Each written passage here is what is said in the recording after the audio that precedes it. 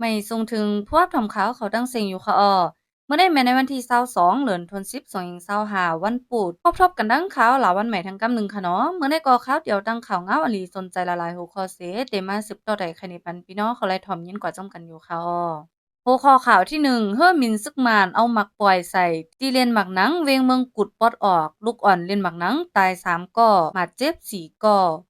หัวข้อข่าวที่2ตับกลางหาวซึกมานเข้าปล่อยหมากใส่วานล้านแสแทงหัวข้อข่าวที่3ย้อนซึกมานเอาเฮือมินจัดไผ่ดาปล่อยหมากใส่ในเวงเมืองงอมีคนดูตาย2ก่อไม่ป้าเฮินเย่แถวกาดหัวข้อข่าวที่4ซึกมานเข้ากดทัดดีเคผักอันจือเซงลือหลังจีเวงเมียวดียึดไหลเครื่องใจโคตื้ออันเกี่ยวข้องจุ้มจะแผ่นตั้งน้ำหัวข้อข่าวที่5ซึกมานให้หามอำบันเจ้าเคอขามขูน้ำคงในหัวข้อข่าวนั้นไงค่ะ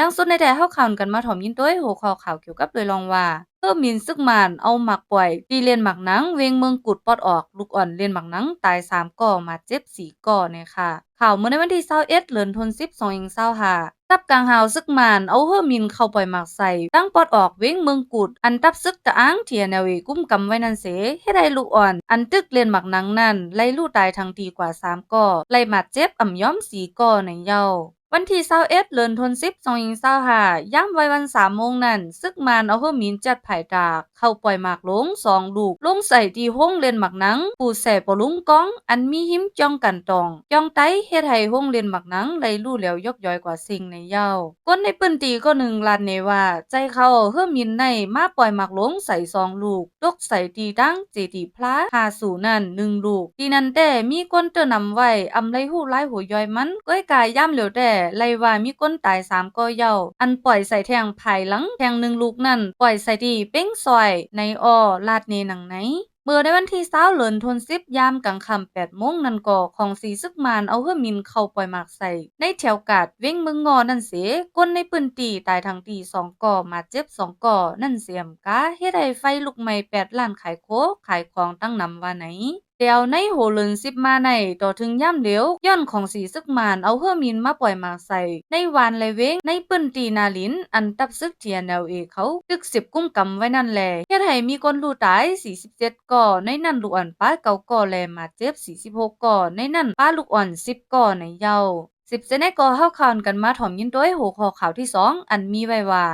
ตับกลางหาวซึกมานเข้าปล่อยหมากใส่ดีวานล้านเสแทงเมื่อในวันที่21เดือนธันวาคมยามกลางวัน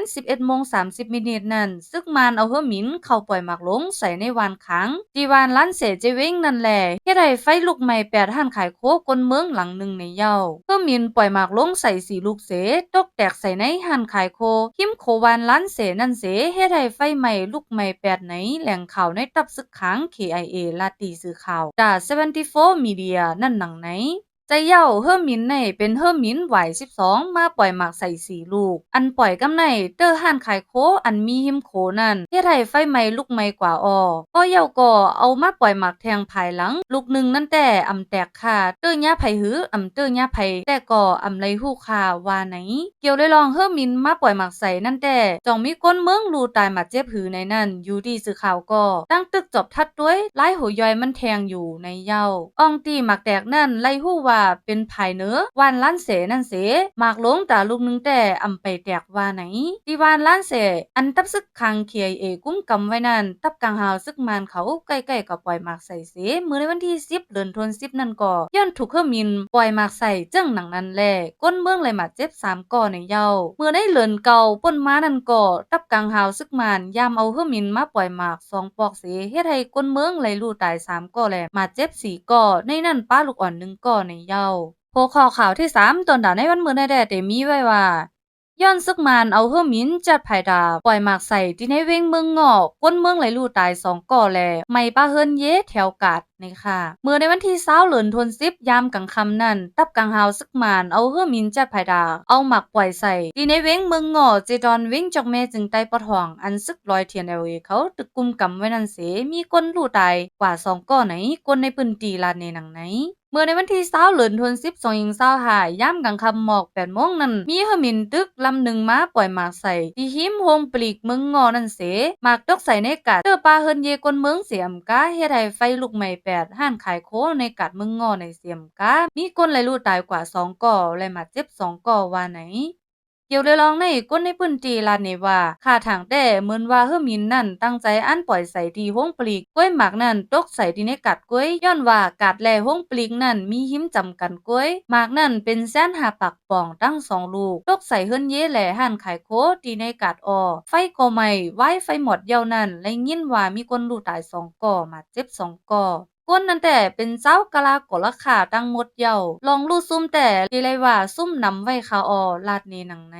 โพคอข่าวที่4ดอนดาในวันเมื่อในแดดเดมีไว้ว่าซึกมานเข้ากดทัดดีเคผักอันจือเซ็งหรือหลังในเจเวงเมียวาดียึดไล่เครื่องใจโคตื้ออันเกี่ยวข้องจุ้มจะแผ่นตั้งน้ำของสีซึกมานเข้ากดทัดดีเคผักอันมีจือเซ็งหรือหลังที่ในเวงจอกแม่อันที่จับกันตั้งแลนดินเมืองมานเมืองไทยนั่นเสยึดซิมไล่เครื่องใจโคตื้ออันเกี่ยวข้องกันตั้งจุ้มแลนกินเงินหรือออนไลน์จะแผ่นเขาว่าไหนห้องเมือซึกมานเขากดทัดดีเคผักนั่นแต่อำหันเปิงฟังห่างอันหลักไล่สังเสยึดไล่เครื่องฮับแล้ง Wi-Fi อินเทอร์เน็ตอันห้องว่า Starlink 30 อันแลเครื่องใจโคตื้ออันตั้งไว้ตากับ10หยอกแหลนลองจ้อมหมายมีนั่นเสห้องเขากดทัดนั่นไล่หันป้าที่อยู่ด้านเซ้าจันเหลียว10หลัง2จัน1ปากหลังเพิ่นเติก4จัน20หลังเพิ่นเติก5จัน2หลังห้องแถวกาด1จันอันตึกก่อสร้างอยู่10หลังห้องแถวกัด2จั่น30หลังห้องเก็บของจั่นเหลียว15หลังห้องเก็บของ2จั่น20หลังห้องเก็บของแทง4จั่น10หลังแลห้องยศยา2จั่น21หลังเฮือนตึก3จั่น10หลังเฮือนตึก4จั่น5หลังเฮือนตึก5จั่น5หลังห้องปัญญาจั่นเหลียว2ห้องในเย้านอกเสนั่นของสีซึกมานยังลาแทงว่าในที่อยู่ด้านเซ้าเฮือนเจอนั่นไหลหันมีกลเหตุการณ์ทั้งหมด2เหง1ปัก98ก่อในนั้นเป็นผู้ชาย1เหง6ปาก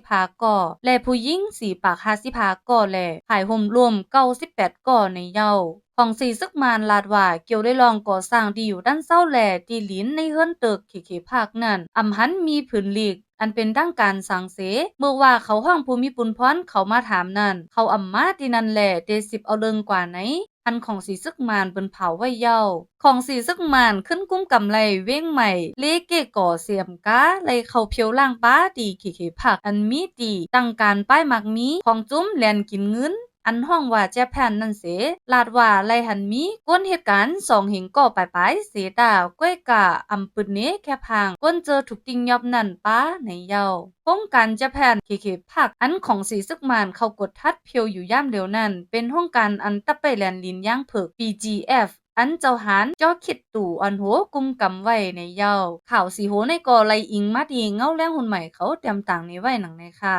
10เซนในกอเข้าข่าวกันมาถ่อมยินด้วยโหคอข่าวที่5ซึกมานให้หามอำปันเจ้าเครือขามโขนำคงในค่ะข่าวในวันที่21เดือนธันวาคม2025ตั้งแต่ปี2024 2025ถึงวันมื้อในตุ้มซึกมานอันตังเก็กลานกดทัดตีโคตากอนำโค้งในเจเวงกาลีกดทัดกลกามาเฮาแฮงเสเฮหามอำบันเจ้าเคอขามปนนำโค้งลาในเยาจอมหนังก้นเมืองออกเข้าดังก่อ1ลาดเนว่าป้อซึกมันกดทัดหมายพังเสฮู้ว่าเป็นเจ้าเคอร้อยละแข่งโกกังแลเจ้าเคอกำพองเจออยู่ปอดยางแหลงอำนั้นเจออยู่ในนาลิน PDF กุ้มกำนั่นในจึงขึ้นอำบันขามโขนำโค้งลาใจไหวปอกขึ้นกำเหลียวคาเจ้าก่อเขาเอาไม้ฝังกลเมืองเสค้นหาด้วยบึ้นโตดีในแท็บเล็ตเขานั่นแหละป้อฮู้ว่าเกี่ยวข้องจอมจุ่มลูกพื้น PDF ไหนยายอบอองทีนั้นกำเหลียวเย้าลองก้นเมืองยาจัดหมายพังในเตเบนตี้โคตากอน้ำโค้งเมืองเป็งเก่งตุงแหล่ตั้งเขาเว้งตาคีเล็กว่าไหนเจ้าก้าอ่อนต่างกุนต่างโคอันแดนเนอร์เส้นตั้งตาคีเล็กลายขาลาดเนว่าซึกมานให้หามป้าแทงลองต่างโคกุนเจอในป้าป้อต่างน้ำตื่นว่าอำไลป้อตอนตาใจตื้อในเฮือนในเยแต่เขาปันต่างอยู่อิดออดก็ถึงโคตากอแต่ญาซึกมานพกยาโคของกูลำเยาก้าลงเจอต่างกุนเมืองไทยเสลูกตั้งตาคีเล็กบอกขึ้นต ตังตนดีนั่นมังเจออ่ำมีไว้กาพวกกุ่นเมืองไทยมังอันอ่ำไรสร้างขวัญดีภายมันในแลซึกมันซิมเอาหลายเจมก้าเจมกุ่นย้อนลองในเสเจ้าก้าเขาเจอคำไว้ปอตังนั่นไรกว่าคาเฮิรนเยไว้ของจอมเฮิรนโกตองเปิ้นก้ามังล้ำแค่กุ่นเยาเสเอาก้าเป่าปอกขึ้นเฮิรนก็มีมังล้ำก็อ่ำมีไว้แล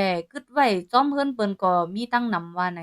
เมื่อเร็วเนอเซนตาสายตั้งกาลีตาคิเล็กไลว่าก้าลงป้าเจ็มก้าอ่อนย่อมลงกว่าแห้งแต่ไหนไลหูจอมข่าวหนังไหน